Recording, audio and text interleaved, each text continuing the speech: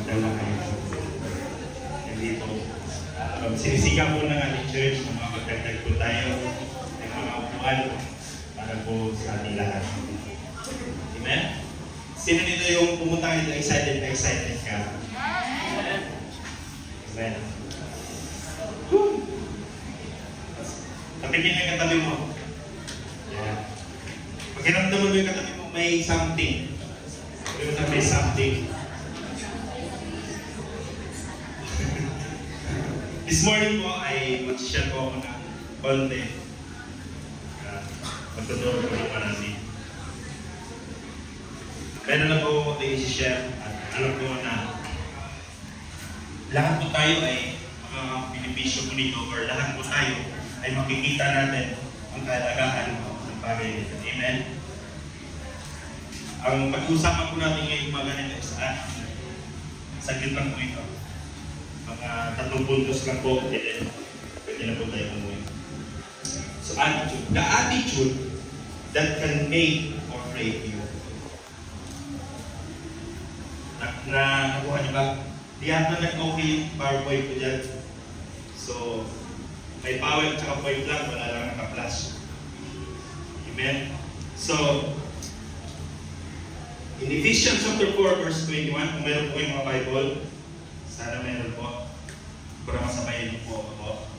Ephesians chapter 4, verse 21, sabi niya dito, since you have heard about Jesus and have learned the truth that comes from Him, throw off your own sinful nature and your former ways of life, which is corrupted by the lust and deception.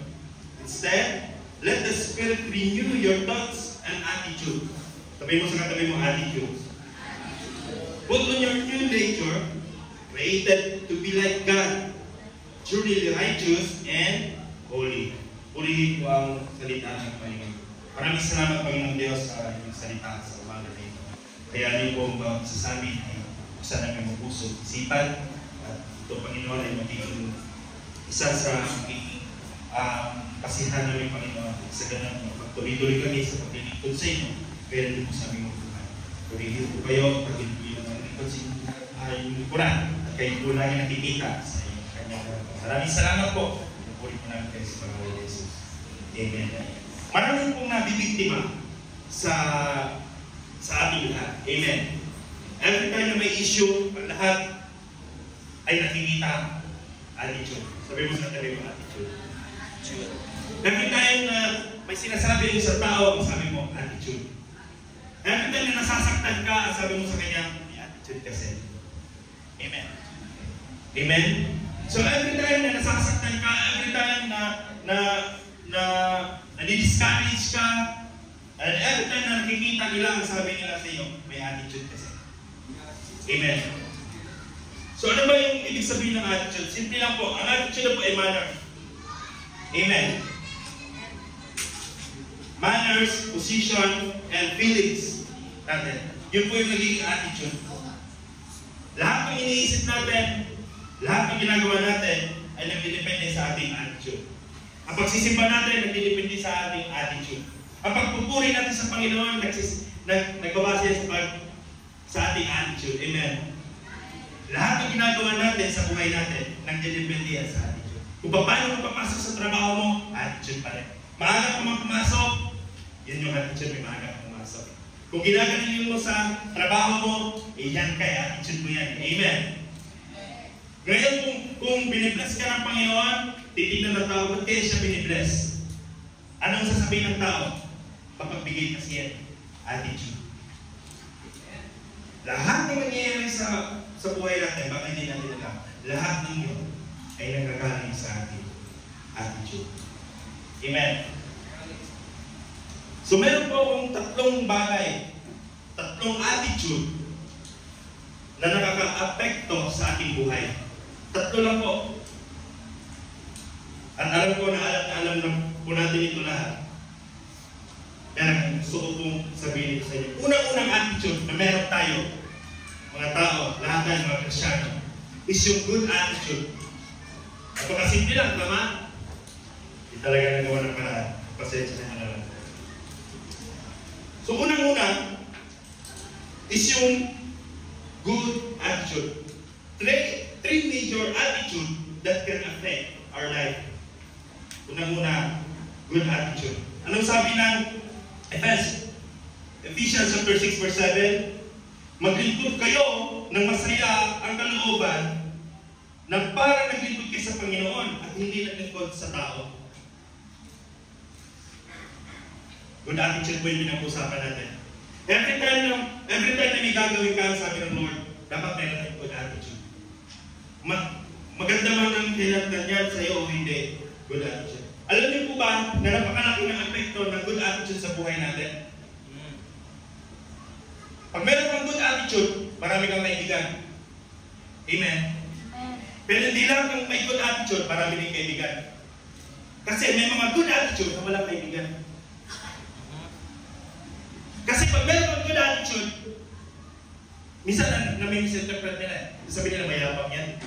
Bilhin mo nagbigay ka lang naman sa isang tao, sasabihin ng iba, yung mga hindi marunong umintindi, sasabihin nila, pabigay-bigay, pagkitang tao lang yan. Nagbigay ka na, nagmagandang loob ka na, ang sabi ng tao, papakitang tao lang yan. Amen po ba? Nakalimutan ko yung ako, pwede bang pag-iisuyo yung soda? Andun po sa kusina, nakalagay sa langgana. Suyo naman po. So, malaking epekto po yung mga pinapakita natin sa ating kapwa, Kristyano pa man o hindi, malaking epekto po. Hindi siya yung pag sinabi mong mabuting tao yan, maganda makisama yan, is lahat yun hanggang sa pinakadulo ng buhay mo. Ganun ang kwento mo. No! Hindi sa lahat ng pagkakataon, ganun ang kwento mo. Amen. Yeah. Sa makakasagot po ng meron po ngayon libreng soda.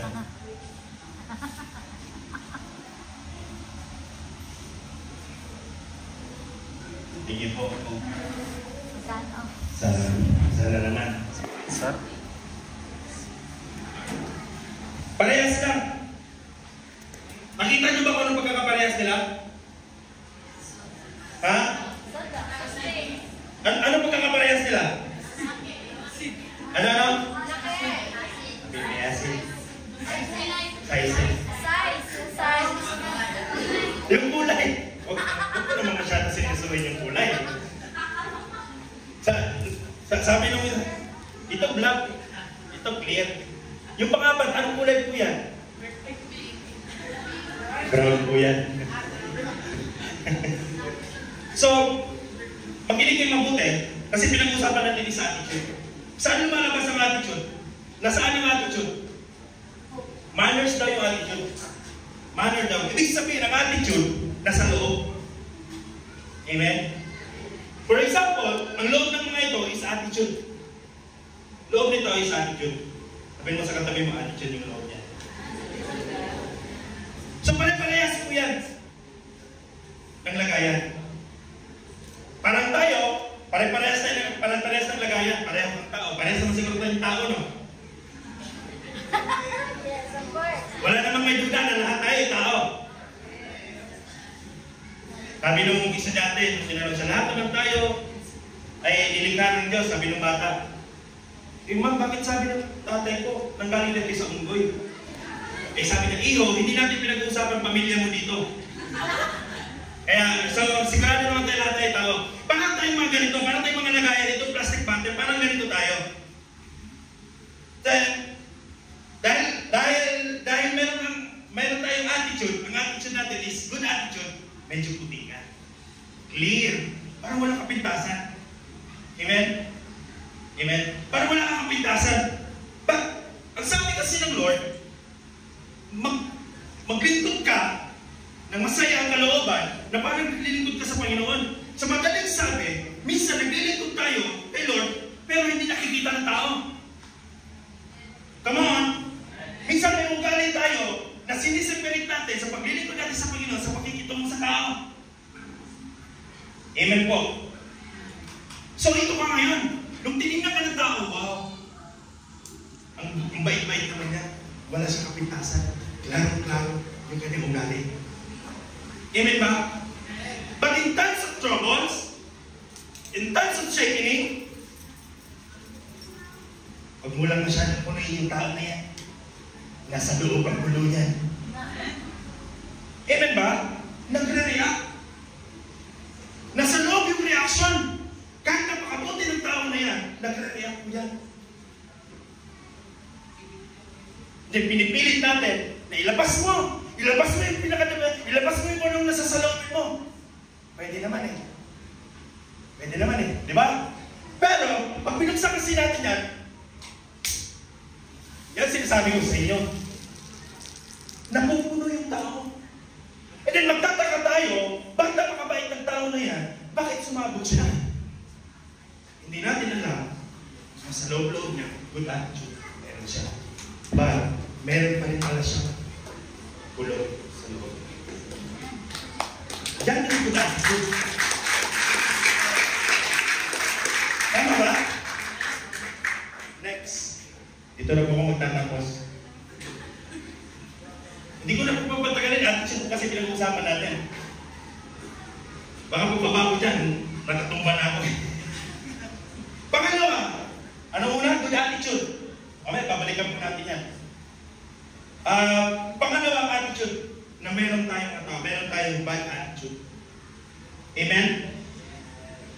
Ephesians chapter 4 verse 29 sabi niya ito, huwag kayong gumamit ng masasamang salita, kundi yung nakakapagpalakas at angkop sa pagkakataon upang makapagdulot ng mabuti sa mga nakikinig.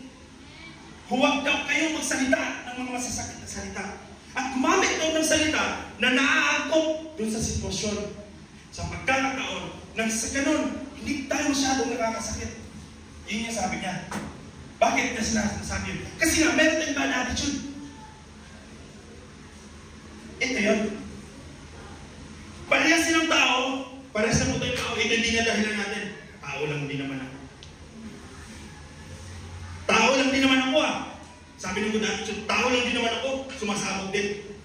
Sabi naman ng may bad attitude, tao lang din naman ako. May common ground sila. Parehas silang lagay, parehas silang appearance kasi nga tao lang talaga sila. Amen. But in pag meron na naman siya sa buhay, may problema, meron kang pinagdadaanan, yung bad attitude mo, lumalabas yan. Bubuksan ko pa ba? Bubuksan ko pa ba? Bakit alam mo yung tao na masama ang ugali, meron siyang tinatago, bakit pinipilit mo siyang buksan? Alam mo naman ang sitwasyon, alam mo naman ang mangyayari. Pag pinipilit mo siya ng pinipilit, bakit pinipilit mo buksan? Ano mangyayari pag binuksan mo to? Gusto nyo ba ganon? Gusto nyo ba? Sometimes, kita-kita na natin na yung tao na yan, galit sa bagay na yan, pinipilit natin gawin yung ayaw nila.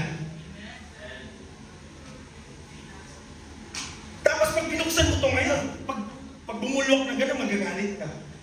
Ba't ka nagalit? Ba't ka nagalit? Eh, ginanong ka lang naman Nag-share mo naman ako ng problem sa iyo Para sinaksak ka lang Gagalit ka na agad. Dito ka nabuksan, baka magalit si Ann. Sabi ni Ann, ako nagmako dyan. Shaking! Talagang, pati na pinagdadaanan. May nangyari. Tapos ang sabi ng tao na yan, hindi na lang, hindi ako sumabog. May konti, nagpahinga siya. Katapos siya magpahinga, yan na, hindi na siya kumakalma. Nawawala na yung init ng gulo niya. Amen? But every time na pinapalik-balikan niya, every time na yung issue niya, kung ano man talaga siya, kung yung mo binubuksan.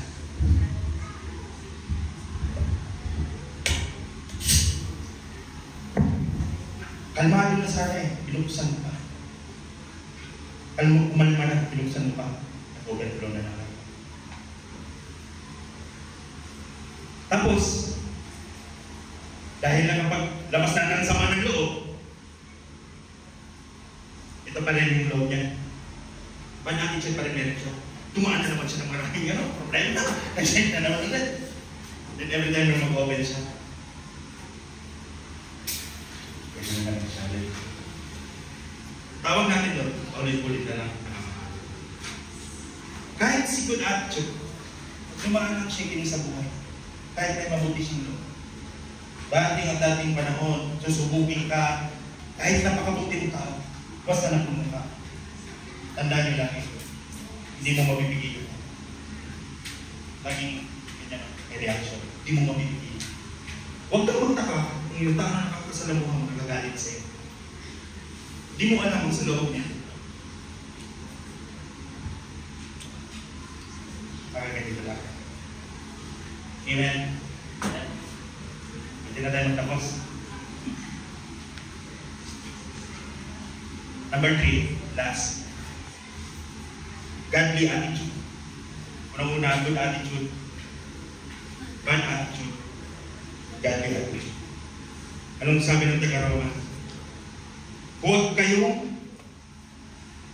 magkiayon sa takbo ng mundong ito. Sa halip, hayaan ninyong pagbuhay ng Diyos ang inyong pag-iisip upang maunawaan ninyo ang kanyang kalooban.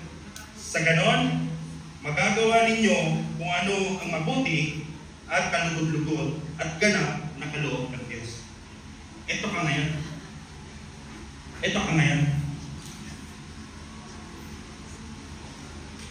Good attitude, bad attitude, godly attitude. Si godly attitude, ganito siya. Kinig kayo mabuti. Kahit na nilalait siya, kahit saan pa siya kinig tumatawag sa kanya. Dahil godly attitude siya. Kahit ano pa man ang mangyari sa buhay niya, kahit alin mo siya, ihagis-hagis pa yan, kahit ipasa-pasa pa yan, kahit magkikulutan pa man siya, kahit nakabanda-banda na diha, pasa-pasa na, banda-banda na, kahit anong gawin mo sa kanya, nandun pa rin siya. Kahit bukas yan, hindi na pupunong yan. Saan mo nabili itong spray ko? Walang nga natin siya. Ha? Tubig yata yan. Oops! Take note! Pareha sila. Okay. You can pretend na may good attitude ka, but hindi mo kakaila kung saan ang pulo mo. Amen? Pwede ka mag-pretend na may good attitude ka, pero hindi ka godly. Wala kang godly attitude. Wala yung attitude mo, hindi nakalink kay Lord. Same lang naman, di ba? Alas wala namang pinagkaiba eh. Pero bakit ito? Kahit saan nabalot siya dalhin, kahit anong shaking ng buhay niya, bakit hindi nagbabago? Anong meron sa kanya? Parehas lang din naman sila ng lagayan. Parehas lang din naman silang tao. Doon sa good attitude, parehas lang naman sila na halos ng ugali. Pero bakit sa hindi siya, ba't parang baliwala sa kanya yung mga shaking? Bakit parang baliwala sa kanya yung mga nangyayari sa buhay niya? Bakit parang baliwala lang sa kanya yung mga sinasabi sa kanya? Kahit anong panlalait sa kanya, kahit anong paninira sa kanya, ba't parang baliwala lang sa kanya? May something sa kanya. Ano sabi ng Bible? Huwag kang makiayon. Ito kasi, good attitude lang, pero nakikiayon. Tama naman, di ba? May mga drug lord dyan. Pag may sakuna, nagbibigay ng noodles. Good ba yung pamimigay ng relief goods? May mga goods eh. Mabuti ba yun? Maganda ba yun? Halimbawa? Yes! Tama! Pero hindi siya yung pure. Good na, hanggang good lang siya. And every time na nagbibigay siya, sasabihin nung ano, bakit lagi na lang ako nagbibigay? Ba't walang nangyayari? Napupuno din. Sumasabog din. Nilalabas din niya sa loobin niya. Amen po ba? Pero bakit itong tao nito? Parehas lang din naman sila ng ginagawa. Namimigay din ng relief goods. Bakit kahit sinasabi sa kanya, bakit paulit-ulit? Parang baliwala lang sa kanya. Itigil mo na yung ginagawa mo. Hindi na nakakatulong. Parang ginawa mo pagtabad yung mga tao. Anong sabi niya? Okay lang yan. Basta ako ginagawa ko yung parang kay Lord. Kasi anong sabi? Yung godly attitude daw, hindi nakikiayon sa libutan.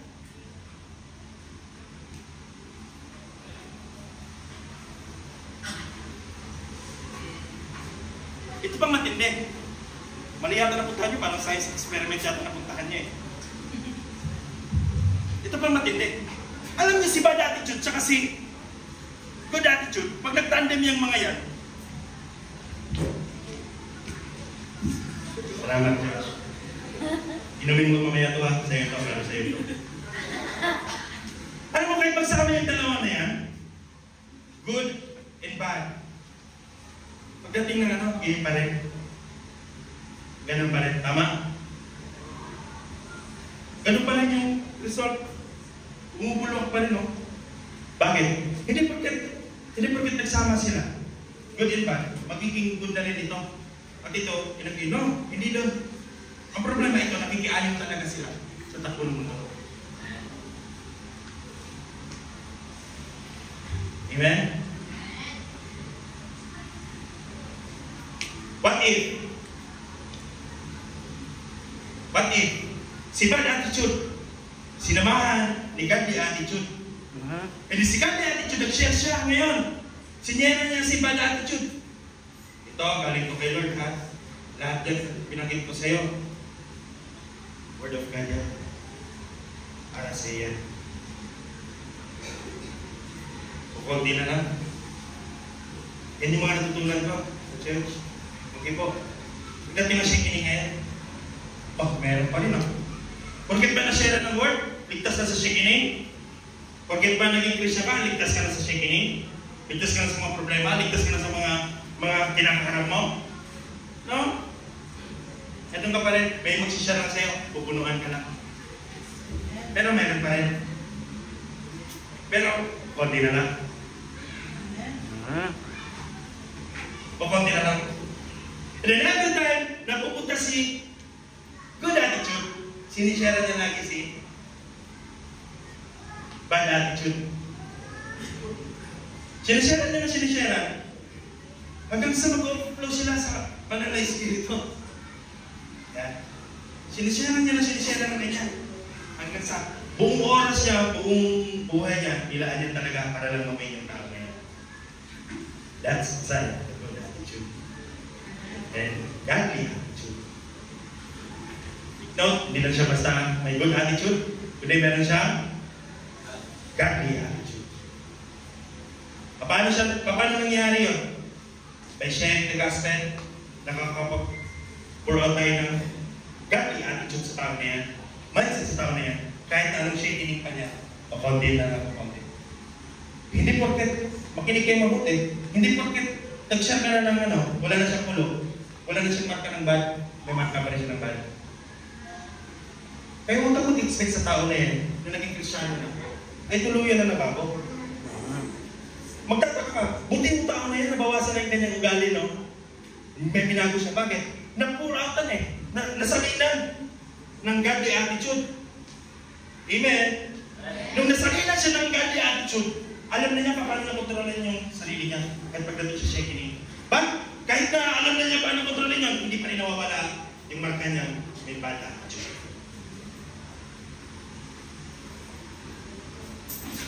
Amen? Yung tao na yan, alam mo, sama-sama talaga ng tao na yan eh. Kumagalit yan eh, napakatindi.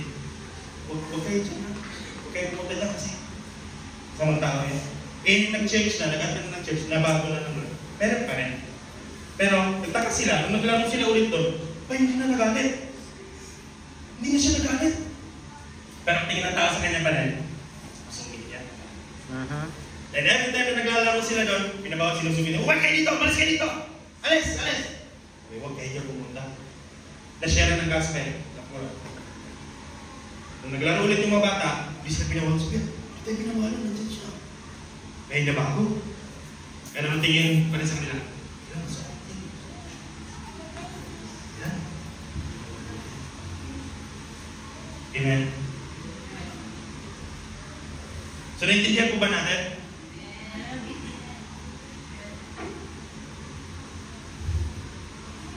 Si godly attitude, nauubos din po tayo. Napupuno din po tayo. Kaya nga minsan may nagsusumbong. Ayaw mo na. Nakakapagod na rin. Amen? Nakakapagod na rin sa buhay.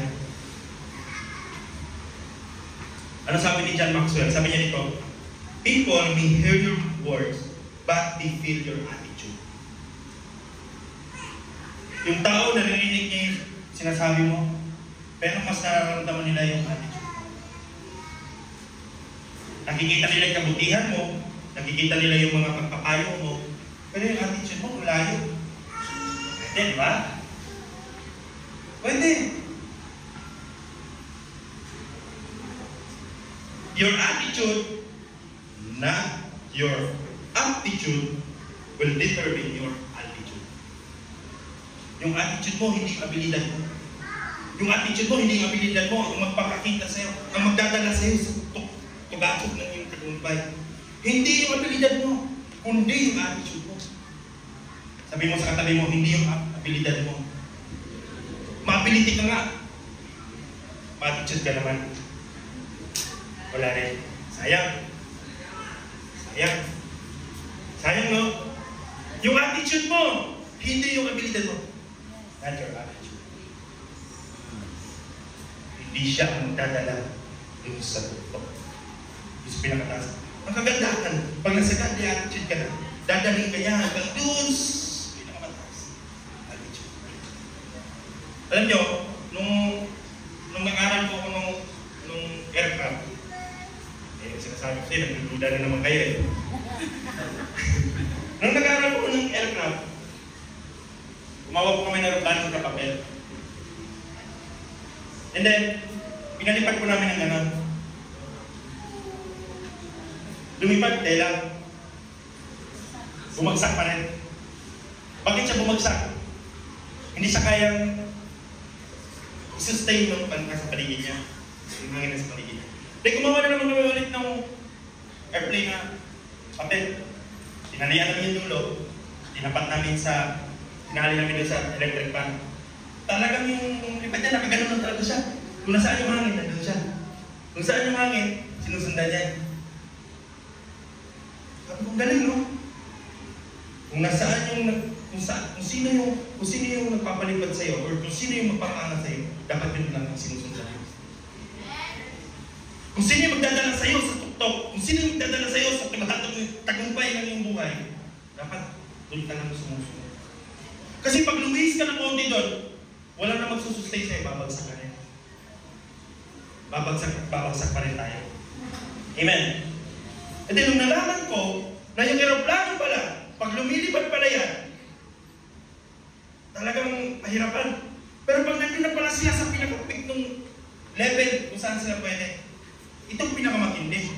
Kahit bumabagyo na sa baba, doon mapayapa. Come on! Yung attitude daw natin ay magpapa-accelerate sa atin, magpapalipad sa atin. And then pag nasa top ka na, nandun ka na. Kahit anong bagyong dumaan, ikaw mapayapa. At nakikita mo na lang doon sa baba, bumabagyo. And every time na nandun ka, every time na nandun ka sa taas na yun, lahat nakikita mo.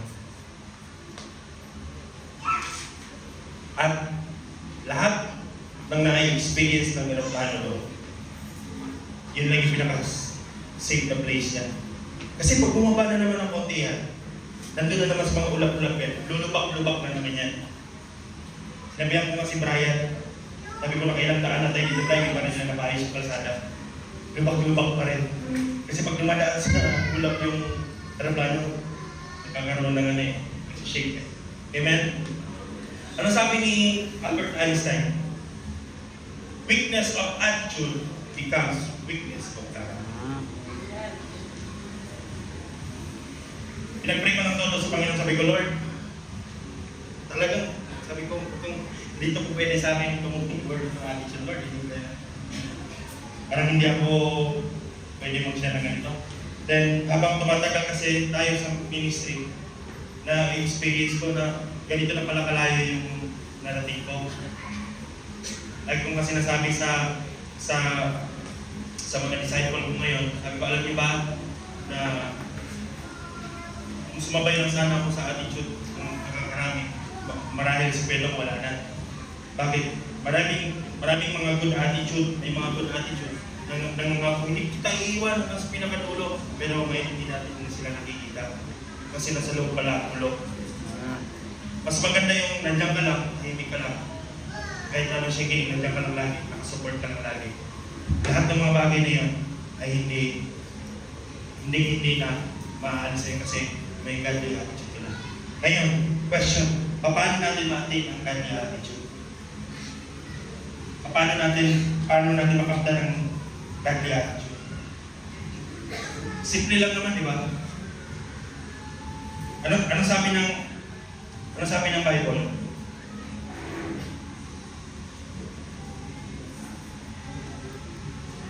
Sabi ng Bible, lahat ng pag-uugali natin, baguhin natin, i-turn mo, pwede mo balikan natin yung verse na yun. Ephesians chapter 4. Yan. Verse 23.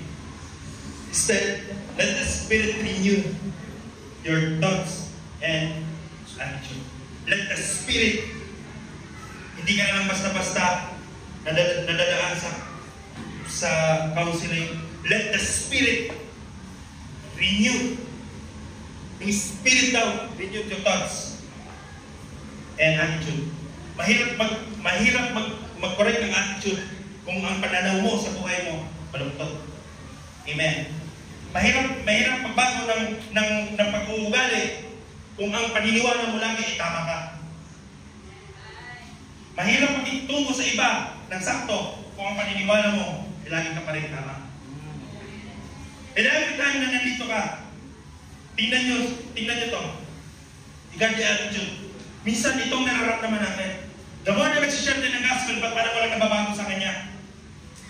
At dahil walang nababago sa kanya, tinigilan na natin. Tama po ba? Wala tayong kalam-alam na sa pagpunta mo doon, sa pagsishare mo doon, may nangyayari pala sa buhay niya. Nabawasan ng kanyang ugali. We need the Holy Spirit. We need the prayer. Ito yon.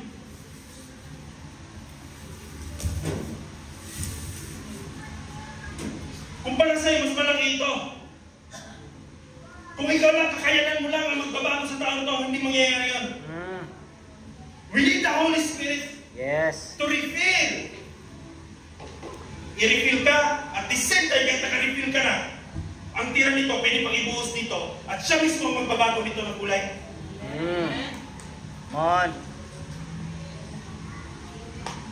Amen po ba? Nagdidepende pa rin sa attitude natin. How you react to your situation. Paano ka mag-react sa sitwasyon mo ngayon? Anong ginagawa mo sa sitwasyon mo ngayon? Nagpipray ka pa ba? O ginagaya mo na lang ang mundo? The question is, sino ang nagre-refill sa iyo ngayon? Correct. Sino ang nagre-refill sa iyo ngayon? Kasi kung nandiyan ka sa sitwasyon na yun ngayon, at alam mo kung sino magre-refill sa iyo, pati yung tao na pinagpipray mo sa Panginoon, i-refill din niya, babagoy din niya. Yes. Pero kung ang mundo ang magre-refill sa iyo, pati siya magre-refill din sa tao na ito. Lahat kayo, walang nabago. Sino lang ang nakakagawa nun? Sino lang ang nakakagawa nun? Yun lang merong godly attitude. Kasi the godly attitude, siya lang yung may kakayanan para mag-pray. Siya lang yung may kakayanan para humingi ng tulong sa banal na Espiritu. Kasi ang sabi ng Bible, by the Holy Spirit, you need to change your thoughts and attitude. Kahit ano pang pakiusap sa iyo, kung hindi ang banal na Espiritu ang magbabago sa iyo, hindi mababago ang buhay. Hindi mababago ang buhay natin. Yes, nandito pa rin tayo. But every time na tumikim ka ng mundo, nandito si Holy Spirit para bumusay ka. Pero, tandaan nyo, pag nag-refill si Holy Spirit sa iyo, hindi pwedeng makialam si mundo. But every time na mag-refill si mundo, hindi pwedeng mag-refill si Holy Spirit. Bakit? Pag nirefill ko to dito, mouth to mouth. Tama ba? Pag niripil ko to, pag niripil ko, mouth to mouth, ibig sabihin, all my attention is nandun sa nag-reveal sa akin. So hindi ako pwede revealan ni Holy Spirit kasi naka-mouth to mouth ko na to. Face to face ko ng kausap to. Paano mangyayari ka? Pag magpa-reveal ka, you need to open your heart. Yes. Buksan mo yung puso mo. At lumuhod ka dito. Yes. Nang sa ganun, pwede naman i-reveal siyang ganyan, di ba?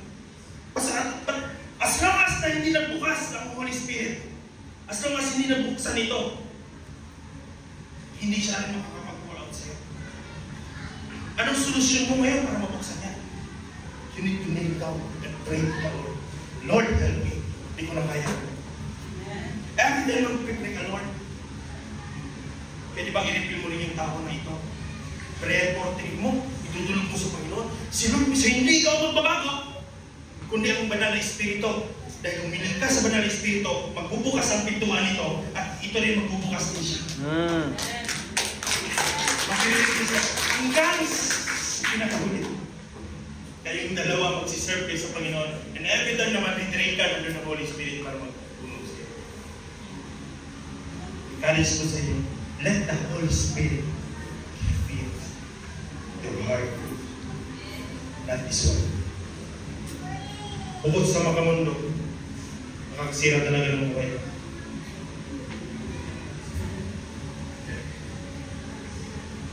Akala natin, napapasaya tayo, sarap eh. Akala natin, napapasarap tayo, wow, refreshing. After mo kumain ng matataba, uminom ka ng Coke, ang dahilan ay para matunaw sila sa loob. Nasira ang kalooban mo. Anong sabi ng doktor?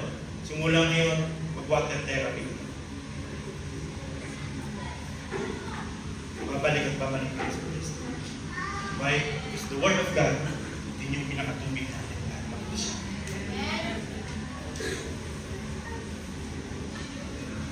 Hinawakan ko pala yung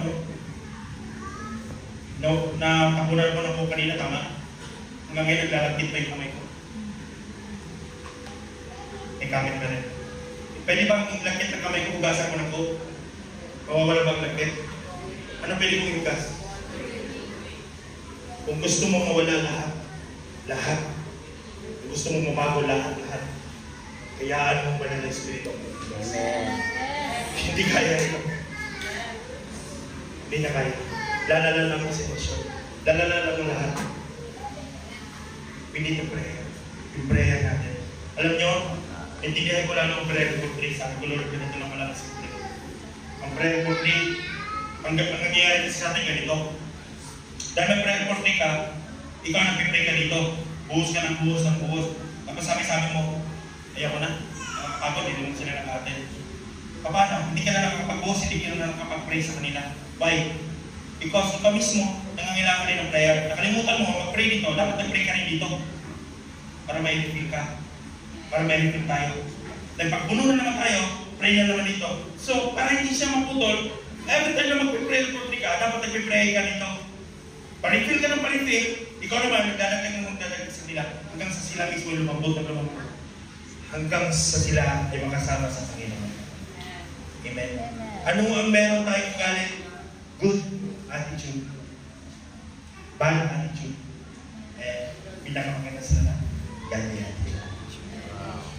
Ang godly attitude, hindi kaya gawin ng good attitude. Pero ang godly attitude, kaya niyang gawin yung good attitude. Yung godly attitude, kaya niyang gawin ito. Lahat ginagawa niya. Ang problema, ang kagandahan kay godly attitude, habang ginagawa niya yun, nagpipray siya niya. So ito ang nasusustain sa kanya para magbago ng tao. Madaling salita, hindi siya mismo ang nagbabago, kundi sa tulong lang ng banal na Espiritu. Sa tulong lang ng Panginoon, kaya siya nakakapagbago. Amen po ba?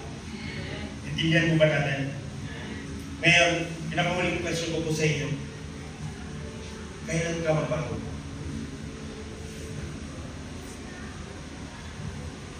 Kailan ka magbago? Yes, sapat ka sa atin. Kahit kung titingnan mo ngayon, check mo yun, evaluate mo yung sarili mo. Sana ba ako ngayon? Nasa good attitude ba ako? Nasa bad attitude ba ako? Or nasa godly attitude na ba ako? Pwede mong tanongin yung sarili mo, ikaw na lang tsaka si Lord ang kamalan yan. Tanongin mo yung sarili mo, saan ka ng area ngayon? Nasa bad attitude pa ba? At nahaluan ng good attitude? But, kung magdidesisyon ka ngayon, na Lord, pwede ba? Ikaw na lang. Ikaw na lang magsusupport sa akin. Bakit nagkakaroon ng sakit ng tao? Dahil sa kanyang habit. Dahil sa kanyang attitude. Bakit nagkakaroon ng issue? Kasi nga may mga attitude tayo. Nakita nyo kanina? Kahit nasiraan ka pa, kung ito yung niripil sa'yo, kahit nasiraan ka pa, kahit nagawa ka pa ng kwento, kahit na ano pang gawin nila sa'yo, hindi ka matisip. Hindi ka mababago. At hindi magbabago ang pag-iisip mo. At hindi magbabago yung pananampalataya mo. Tuloy lang! Tuloy lang, kapatid! At nag-encourage sa inyo, nakakapagod pa sa ministry, but yung Holy Spirit nandiyan lagi. Kaya ka lang naman naka-experience ng pagod wala ka na kasi naman. Amen? Nakakapagod yung gusto mong mag-pray doon. Kaya lang yung prayer mo parang wala nang epekto. Habang nag-pray ka, habang nagsasali ka sa kanila, wala kang dala. Wala nang epekto. This one. Kailangan natin. Kailangan pa ba natin si Lord? Absolutely. Kailangan natin si Lord.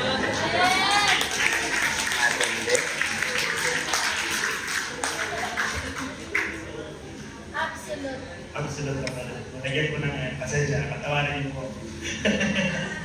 Kailanganin po natin si Lord. Pwede po ba tayo tumayo lahat?